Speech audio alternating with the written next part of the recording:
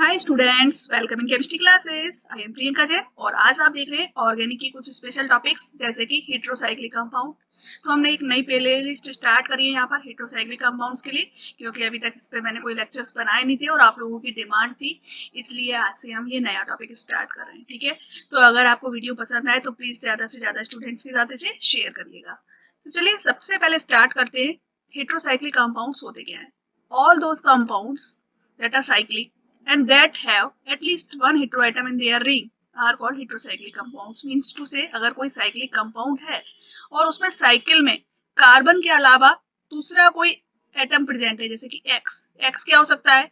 या तो ये हो सकता है ऑक्सीजन या सल्फर या फिर नाइट्रोजन, जनरली ये होते हैं। ठीक है, इसके अलावा भी बहुत सारे हो सकते हैं, जैसे कि सेलेनियम भी हो सकता है और भी हो सकते हैं, फास्फोरस भी हो सकता है, कुछ भी हो सकता है, लेकिन मोस्ट कॉमनली आपको ऑक्सीजन, सल्फर और नाइट्रोजन यहाँ पर देखने को मिलेगा। ठीक है, तो ये रिंग आपकी 5 मेंबर्ड भी हो सकती है या आपकी 6 मेंबर्ड भी रिंग हो सकती है। जनरली 5 या 6 मेंबर्ड रिंग्स ही होती है। तो इस टाइप के जो ये कंपाउंड्स होते हैं, these are called heterocyclic compounds. Okay, अब ये कंपाउंड्स एरोमेटिक भी हो सकते हैं और नॉन एरोमेटिक भी हो सकते हैं। नॉन एरोमेटिक कंपाउंड्स ये ज्यादा इंपॉर्टेंट नहीं है, हमको इनको नहीं पढ़ना है, बस मैं उनके कुछ एग्जांपल्स आपको बता देती हूँ। जैसे कि देखिए ये this one, this is called pyrrolidine. ठीक है, आपको इनके नाम पता होना चाहिए, कुछ जो दो चार इंपॉर्टेंट कंपाउंड्स हैं। दूसरा एक और इंपॉर्टेंट कंपाउंड यहाँ पर होता है, दैट इज टेट्राहाइड्रोफ्यूरेन। हम इनकी केमिस्ट्री नहीं पढ़ेंगे, हम सिर्फ यहाँ पर इनके नाम देख रहे हैं, क्योंकि यहाँ पर हम सिर्फ वही कंपाउंड्स पढ़ेंगे जो आपसे क्वेश्चन पेपर्स में पूछे जा रहे हैं। ठीक है, इसके बाद जो नेक्स्ट है आपका, that is this one. Can you guess? This is piperidine. और एक और दिस वन, इसको हम कहते हैं एजिडिन। ठीक है, तो ये सारे कंपाउंड्स नॉन एरोमेटिक है, लेकिन हमको जो पढ़ने that all compounds are aromatic. ठीक है, तो हम यहाँ पर देखेंगे एरोमेटिक कंपाउंड्स। देखिए, एरोमेटिक हेटेरोसाइक्लिक कंपाउंड्स लीजिए चाहे नॉन एरोमेटिक लीजिए, यहाँ पर इनका बहुत बड़ा नंबर है। ठीक है, बहुत सारी संख्या है, मैं अगर यहाँ पर लिखने जाऊं तो उसको कंप्लीट नहीं कर पाऊंगी। ठीक है, तो हम सारे नहीं लिखेंगे, जो हम पढ़ने वाले हैं अभी मैं सिर्फ उनके बारे में बात करती हूँ। तो ठीक है, एक सबसे पहले जो हम पढ़ेंगे that is the most important, pyrrole. इसकी केमिस्ट्री हमको पढ़नी है। उसके बाद दूसरा कंपाउंड जो हम पढ़ेंगे दैट इज फ्यूरेन। ठीक है, इसके बाद जो नेक्स्ट कंपाउंड है that is thiophene, then pyridine, this is called quinoline। इसी क्विनोलिन में अगर हम नाइट्रोजन की पोजीशन थोड़ा सा चेंज कर देते हैं, यहाँ पर नाइट्रोजन अगर हम लगा देते हैं, तो this compound is called isoquinoline. Okay, और एक लास्ट कंपाउंड जो हमको पढ़ना है दैट इज इंडोल। एक 5 मेंबर्ड रिंग एक 6 मेंबर्ड रिंग से फ्यूज्ड है इस तरीके से, और इसमें नाइट्रोजन प्रेजेंट है, तो इस कंपाउंड को हम कहते हैं इंडोल। तो इन सारे कंपाउंड्स की केमिस्ट्री यहाँ पर हम इस प्लेलिस्ट में पढ़ने वाले हैं। तो सबसे पहले जो हम स्टार्ट करेंगे that is the 5 membered heterocyclic compounds with 1 heteroatom, means to say pyrrole, furan and thiophene. 5 membered ring है और उनमें एक हेटेरोएटम प्रेजेंट है। ठीक है, तो देखिए 5 मेंबर्ड कंपाउंड्स 3 होते हैं, स्पेशली 3 होते हैं, ऐसा नहीं कह सकते कि 3 ही होते हैं, क्योंकि होते तो बहुत हैं, पर जो हमको पढ़ने हैं वो 3 है, पायरोल, फ्यूरेन एंड थायोफीन। इन तीनों की केमिस्ट्री हम यहाँ पे पढ़ेंगे। तो आज के लेक्चर में हम सिर्फ इनकी क्या करेंगे, जनरल केमिस्ट्री पढ़ेंगे, इनका कंपैरेटिव बिहेवियर देखेंगे, जिसके बारे में आपसे क्वेश्चन पूछे जाते हैं। इनका relative behaviour with respect to benzene भी देखेंगे। ठीक है, तो पायरोल सबसे पहले, इसमें 5 मेंबर्ड रिंग है और इसमें नाइट्रोजन प्रेजेंट है। ठीक है, नाइट्रोजन से एक हाइड्रोजन अटैच्ड है, इस तरह से 2 डबल बॉन्ड से, ये रहा नाइट्रोजन का लोन पेयर।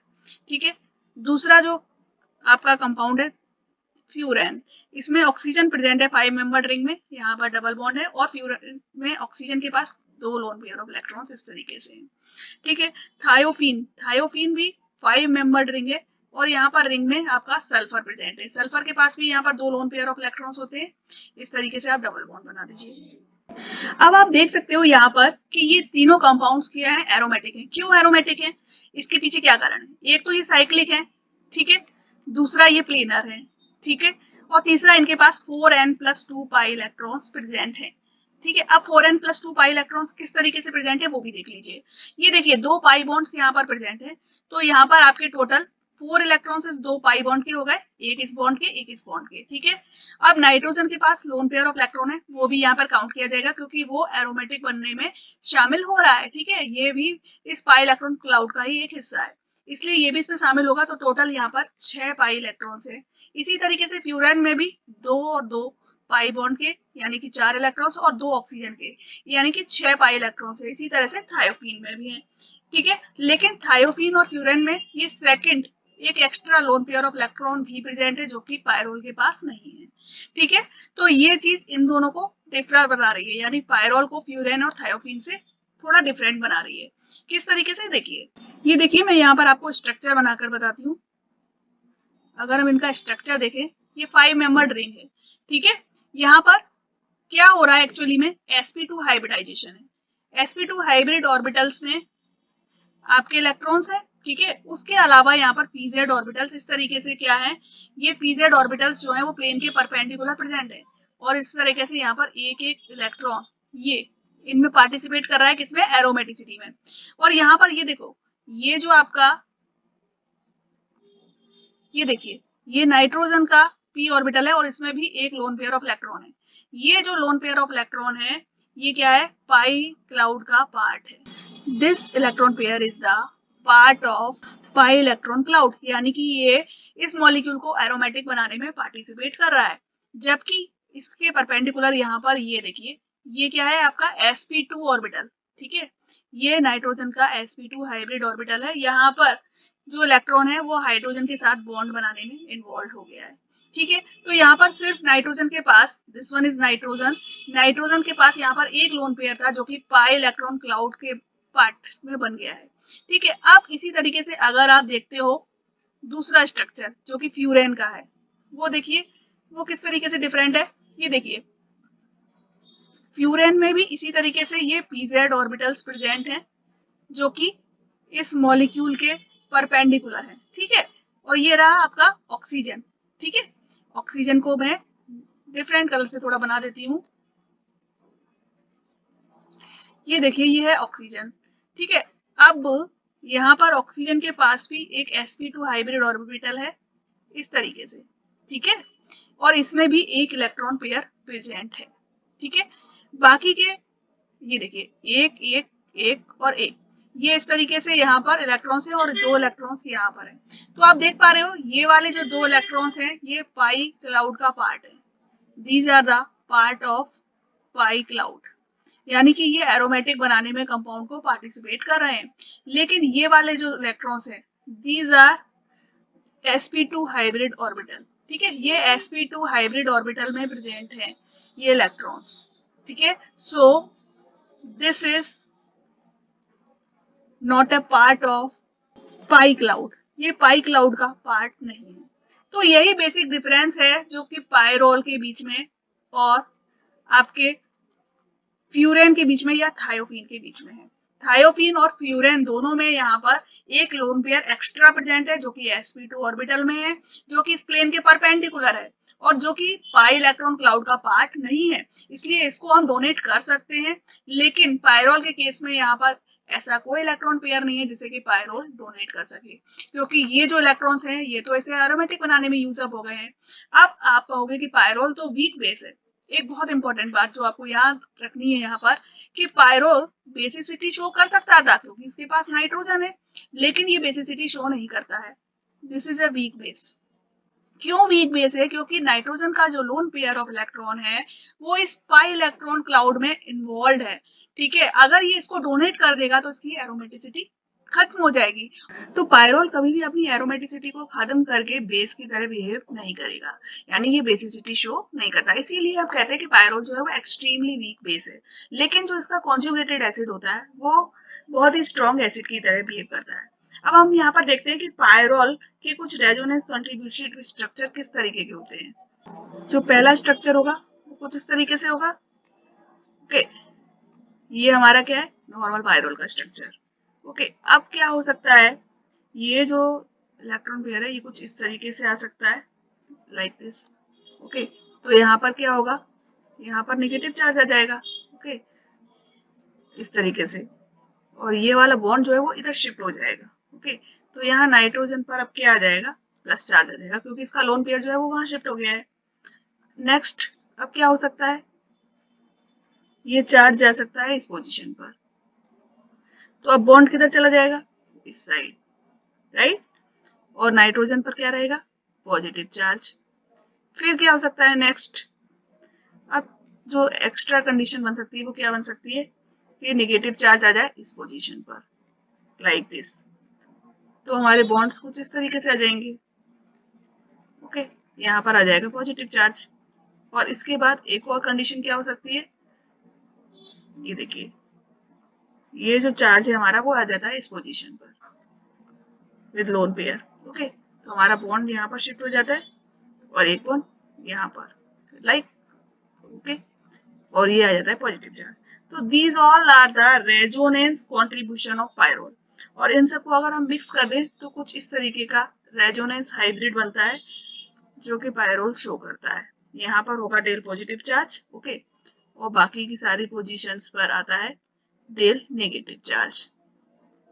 ओके, तो ये है पायरोल का रेजोनेंस हाइब्रिड स्ट्रक्चर। अब हम देखते हैं कि रिलेटिव रेजोनेंस एनर्जी क्या होती है डिफरेंट टाइप के हेटेरोसाइक्लिक कंपाउंड्स की। जो अलग अलग एरोमेटिक कंपाउंड्स हैं उनकी रेजोनेंस एनर्जीज अलग अलग होती है। अगर हम उनका रिलेटिव ऑर्डर देखते हैं तो सबसे ज्यादा जो रेजोनेंस एनर्जी होती है वो बेंजीन शो करता है, उसके बाद शो करता है साइक्लोपेंटेनाइल एनायन इन दिस टाइप, यहाँ पर नेगेटिव चार्ज होगा। ओके, इसके बाद जो रेजोनेंस एनर्जी होती है वो होती है थायोफीन की, और इससे कम होती है पायरोल की, और सबसे कम रेजोनेंस एनर्जी जो होती है वो होती है हमारे फ्यूरेन की। ठीक है, तो ऐसा क्रम क्यों देखने को मिलता है, देखिए देखिए जो रेजोनेंस कंट्रीब्यूटर्स जो हम देख रहे थे अभी, हमने जैसे पायरोल के देखे थे, वो जितने ज्यादा स्टेबल होंगे और उनकी एनर्जीज जितनी इक्विवेलेंट होंगी उतनी ही रेजोनेंस एनर्जी ज्यादा होती है। तो पायरोल, फ्यूरॉन और थायोफीन, इन सब की रेजोनेंस एनर्जीज जो होती हैं वो बेंजीन से कम होती हैं और साइक्लोपेंटाडाइनाइल एनायन से भी कम होती हैं। ठीक है, थायोफीन के केस में जो आप देखते हो, थायोफीन के केस में सबसे लेस्ट इलेक्ट्रोनेगेटिव हेटेरोएटम प्रेजेंट है। आप देख सकते हो यहाँ पर thiophene, pyrrole and this is furan. ठीक है, आप देख पा रहे हो यहाँ पर जो ये थायोफीन है इसके केस में सल्फर एटम प्रेजेंट है। ओके, और इसके पास सबसे कम इलेक्ट्रोनेगेटिव एटम है, इसकी नाइट्रोजन की और ऑक्सीजन की इलेक्ट्रोनेगेटिविटी इससे ज्यादा है।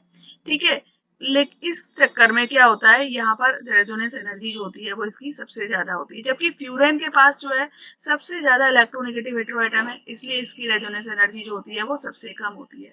तो जब लेस इलेक्ट्रोनेगेटिविटी होगी तो इलेक्ट्रॉन पेयर जो सल्फर का है वो ज्यादा इफेक्टिवली कॉन्जुगेटेड सिस्टम में इन्वॉल्व हो सकता है, समझ रहे बात को, और इसीलिए ये क्या कर सकता है, रेजोनेंस एनर्जी को बढ़ा सकता है। दूसरी इंपॉर्टेंट बात क्या है, यहाँ पर डी ऑर्बिटल भी प्रेजेंट है, सल्फर के पास डी ऑर्बिटल है जिसका ये उपयोग कर सकता है अपने वैलेंस शेल को एक्सपेंड करने में। ठीक है, इसलिए दूसरा कारण है जिसकी वजह से इसकी रेजोनेंस एनर्जी ज्यादा होती है। तो बात आपको क्लियर हुई, बेंजीन की सबसे ज्यादा होगी, थायोपीन की कम होगी और पायरोल की सबसे कम होगी, फ्यूरेन की सबसे कम होगी। क्यों, क्योंकि फ्यूरेन का जो ऑक्सीजन है वो सबसे ज्यादा इलेक्ट्रोनेगेटिव है, तो ये अपने बॉन्ड शेयर को भाई शेयर ही नहीं करना चाहता है ज्यादा, इसका यूटिलाइजेशन नहीं करना चाहता है, इसलिए यहाँ रेजोनेंस एनर्जी सबसे कम है। जबकि थायोफीन में सल्फर है जिसकी इलेक्ट्रोनेगेटिविटी सबसे कम है, इसलिए ये मोर इफेक्टिवली अपने इलेक्ट्रॉन पेयर को रेजोनेंस में कंट्रीब्यूट करता है। ठीक है, तो जो एरोमेटिसिटी का ऑर्डर होगा वो भी कुछ इसी टाइप से होता है। ठीक है, एरोमेटिसिटी का अगर हम ऑर्डर देखते हैं तो बेंजीन का सबसे ज्यादा होता है, उसके बाद होता है आपका थायोफीन का, ठीक है, इसके बाद आपका आता है पायरोल का, और सबसे कम होता है फ्यूरॉन का। तो ये कुछ रिलेटिव ऑर्डर है जो कि आपको याद रखनी है। ठीक है, अब हम देखते हैं यहाँ पर इलेक्ट्रोफिलिक सब्स्टिट्यूशन रिएक्शन की मैकेनिज्म। देखिए, थायोफीन, पायरोल और फ्यूरॉन, इन तीनों में जो इलेक्ट्रोफिलिक सब्स्टिट्यूशन रिएक्शन होती है वो कहां पर होती है, at the 2 and 5th position, it never occurs in 3 and 4th position. समझ रहे बात को, मतलब ये अगर आपका स्ट्रक्चर है, ठीक है, समझ लो पायरोल ही आपने ले रखा है, तो इसमें पोजीशंस कौन सी होती है, ये 1 होती है, ये 2, ये 3, ये 4, ये 5। ठीक है, तो जो आपका इलेक्ट्रोफाइल है वो कहां पर अटैक करेगा, वो या तो सेकंड पोजीशन पर अटैक करेगा, सी है, या तो ये सेकंड पोजीशन पर जाएगा या ये 5th पोजीशन पर जाएगा, इन दोनों पोजीशन पर अटैक हो सकता है, but it will never attack eight 3 position और 4 पोजीशन। 3 या 4 पोजीशन पर अटैक नहीं होता है, हो सकता है, कब हो सकता है, जबकि 2 और 5th पोजीशन, सेकंड या 5th पोजीशन पर अगर पहले से ही सब्स्टिट्यूएंट प्रेजेंट है तो 3rd या 4th पोजीशन पर सब्स्टिट्यूएंट जाएगा। अदरवाइज जो इलेक्ट्रोफिलिक अटैक होगा वो सेकंड और फिफ्थ पोजीशन पर ही होगा। अब इसका कारण आपको जानना होता है कि क्यों ऐसा हो रहा है। तो ये देखिए, अगर हम अटैक कराते हैं, देखिए दो तरह से अटैक हो सकता है। यहाँ पर हम मान लेते हैं कि एक्स लगा हुआ है, कोई भी एक ग्रुप है, या तो ये सल्फर हो सकता है, या ऑक्सीजन हो सकता है, या नाइट्रोजन हो सकता है। अब ये 1 पोजीशन, 2, 3, 4, 5, ठीक है, ये हमको ध्यान देना है। अगर हम इलेक्ट्रोफिलिक अटैक करा रहे हैं एट सेकेंड पोजीशन, ठीक है, अगर हम सेकेंड पोजीशन पर अटैक करा रहे हैं तो क्या कंडीशन बनेगी, ये देखिए, ये जो हमारा इलेक्ट्रोफाइल है वो यहाँ पर अटैक करेगा। ओके, इस पोजीशन पर अटैक करेगा, आपका डबल बॉन्ड यहाँ रहेगा और यहाँ पर आपका आएगा पॉजिटिव चार्ज। अब क्या हो सकता है, दूसरा रेजोनेंस स्ट्रक्चर क्या बन सकता है, ये डबल बॉन्ड आ गया यहाँ पर, पॉजिटिव चार्ज आ गया यहाँ पर, ठीक है, और ये रहा आपका हाइड्रोजन और ये रहा इलेक्ट्रोफाइल, ठीक है। ये जो लोन पेयर था ये क्या करेगा, इसमें इन्वॉल्व हो जाएगा, ठीक है। तो नेक्स्ट स्ट्रक्चर आपका क्या बन सकता है, इस तरीके का कुछ स्ट्रक्चर आपका बनेगा, यहाँ पर पॉजिटिव चार्ज आ जाएगा, ठीक है, ये हाइड्रोजन, ये इलेक्ट्रोफाइल, और this will be your bond. तो आप देख पा रहे हो, जब इलेक्ट्रोफाइल सेकंड पोजीशन पर अटैक कर रहा है तो आपको 3 रेजोनेंस हाइब्रिड स्ट्रक्चर्स मिल रहे हैं, 3 रेजोनेटिक कॉन्ट्रीब्यूटर्स यहाँ पर मिल रहे हैं, ठीक है। लेकिन अगर इलेक्ट्रोफाइल आपका थर्ड पोजीशन पर अटैक करता है तो क्या कंडीशन बनती है, तो देखिए, अब आपका थर्ड पोजीशन पर अटैक कर रहा है तो यहाँ पर हाइड्रोजन और यहाँ पर इलेक्ट्रोफाइल, ये रही आपकी प्लस चार्ज की पोजीशन, ठीक है। अब ये प्लस चार्ज, या तो ये क्या कर सकता है, ये जो आपका एक्स है ये अपने इलेक्ट्रॉन इधर दे सकता है, वो पॉजिटिव चार्ज इस पर आ जाएगा, ठीक है ना। तो आपके एक्स पर आ गया पॉजिटिव चार्ज, और यहाँ पर आपका ये रहा हाइड्रोजन और ये रहा इलेक्ट्रोफाइल, ठीक है, डबल बॉन्ड की पोजीशन यहाँ पर आ गई। ओके, तो ये आपको 2 रेजोनेंस हाइब्रिड स्ट्रक्चर्स मिल रहे हैं, ठीक है। तो आप देख पा रहे हो कि यहाँ पर सिर्फ 2 रेजोनेंस हाइब्रिड स्ट्रक्चर्स मिल रहे थे, जबकि यहाँ पर आपको 3 रेजोनेंस हाइब्रिड स्ट्रक्चर्स मिल रहे थे। इसलिए जो अटैक है वो हमेशा C2 पोजीशन पर होता है। और दूसरी इंपॉर्टेंट बात, जब C2 पोजीशन पर अटैक हो रहा है तो जो पॉजिटिव चार्ज है वो हमारा एलाइलिक कार्बन एटम पर है, सेकेंडरी एलाइलिक कार्बन एटम पर है, जिससे ज्यादा स्टेबल हो पाता है। लेकिन अगर आप थर्ड पोजीशन पर अटैक कराते हो तो पॉजिटिव चार्ज जो है वो हमेशा सेकेंडरी कार्बन पर आ रहा है, तो इसलिए भी ये अनस्टेबल हो जाता है, ठीक है। तो हमेशा अटैक जो होता है वो 2 एंड 5th पोजीशन पर होता है, और अगर पोजीशंस ऑक्यूपाइड होती है तो फिर थर्ड या फोर्थ पोजीशन पर हो सकता है। Relative reactivity towards the electrophilic aromatic substitution reactions. Electrophilic aromatic substitution reaction के प्रति सबसे ज्यादा रिएक्टिविटी होती है वो पायरोल की होती है, उससे कम फ्यूरेन की होती है, उससे कम थायोपीन की, और उससे भी कम बेंजीन की।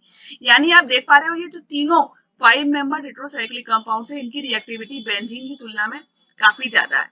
ऐसा क्यों है, क्योंकि इनके पास हेटेरो एटम्स हैं और उन हेटेरो एटम्स के पास लोन पेयर ऑफ इलेक्ट्रॉन्स हैं, जिसको ये क्या कर सकते हैं, डोनेट कर सकते हैं।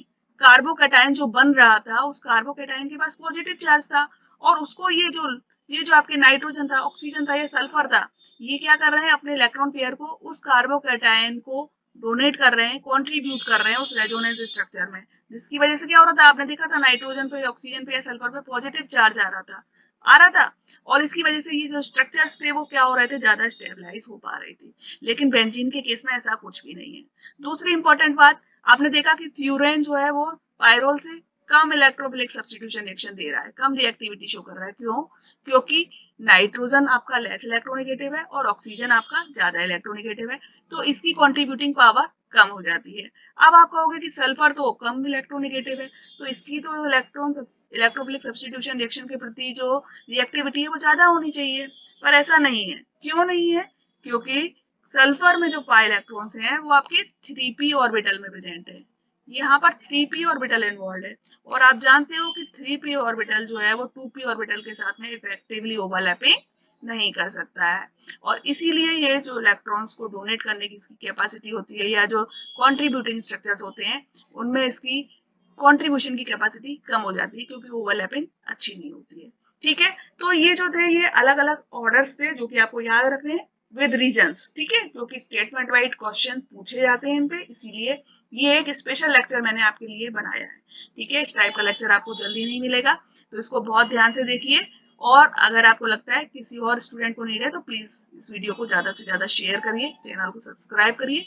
अगली वीडियो में हम देखते हैं पायरोल की सिंथेसिस प्रॉपर्टीज। ठीक है, तो मिलते हैं नेक्स्ट वीडियो में। Thank you.